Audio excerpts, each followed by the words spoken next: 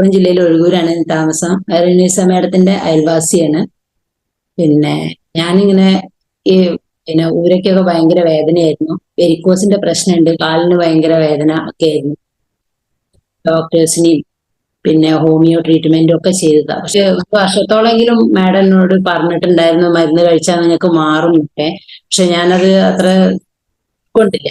കാരണം ഒരു ഡോക്ടർ തന്ന മരുന്നിനേക്കാളും ഇതാവോ ഇതെന്നുള്ളത് ഒരു തോന്നലായിരുന്നു. അങ്ങനെ പിന്നെ കുറെ കഴിഞ്ഞ് എല്ലാ ഇതും പിന്നെ ബ്ലീഡിങ് അങ്ങനെയുള്ള കാര്യങ്ങളൊക്കെ ഉണ്ടായിരുന്നു. എനിക്ക് DNC ചെയ്തിട്ടുണ്ട് 3 പ്രാവശ്യം. എന്നിട്ടും എനിക്ക് അതിനൊരു വിടുതൽ ഇങ്ങോട്ട് കിട്ടിയിട്ടില്ല.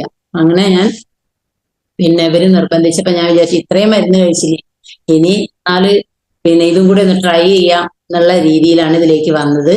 അങ്ങനെ ഞാൻ വുമൺ കമ്പാനിയനും ഹീലിംഗ് കഴിച്ചു.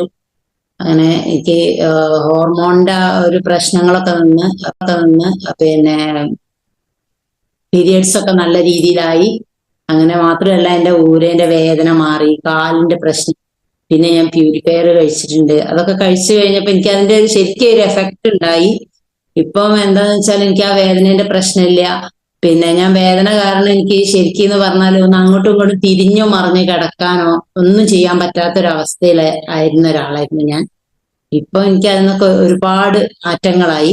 ഇപ്പോഴും ഞാൻ അതിന്റെ ഓരോ മരുന്നുകളും കഴിച്ചുകൊണ്ടിരിക്കുന്നുണ്ട്. പിന്നെ ഞാൻ മറ്റുള്ളവർക്കും ഇതേപോലെയുള്ള വേദനകളോ എന്തെങ്കിലുമൊക്കെ ഉള്ള ആളുകളാണെങ്കിൽ അവരോട് ഞാൻ പറയാറുണ്ട് ഈ മരുന്ന് നല്ലതാണ്. പിന്നെ ഞാൻ ഇതുവരെ കഴിച്ച എല്ലാ മരുന്നിനേക്കാളും നന്നായിട്ട് എഫക്ട് ചെയ്യുന്നുണ്ട് എനിക്ക്. അങ്ങനെയുള്ള എല്ലാ കാര്യങ്ങളും ഞാൻ പറയുന്നുണ്ട്. ബ്ലീഡിങ് കൊണ്ടൊക്കെ ഭയങ്കരമായിട്ട് കുടുങ്ങിയിട്ടുണ്ട്. ഇനി എനിക്കിതൊന്നും മാറ്റം വരില്ല എന്നുള്ളൊരു തോന്നൽ. കാരണം ഒരുപാട് DNC ഒക്കെ ചെയ്ത് ഭയങ്കരമായിട്ട് മാനസികമായിട്ട് ഭയങ്കര പ്രശ്നമാണ്. DNC ഒക്കെ ചെയ്യാന്ന് പറഞ്ഞാൽ എല്ലാവർക്കും അറിയാലോ എത്ര ബുദ്ധിമുട്ടാണ്. കാരണം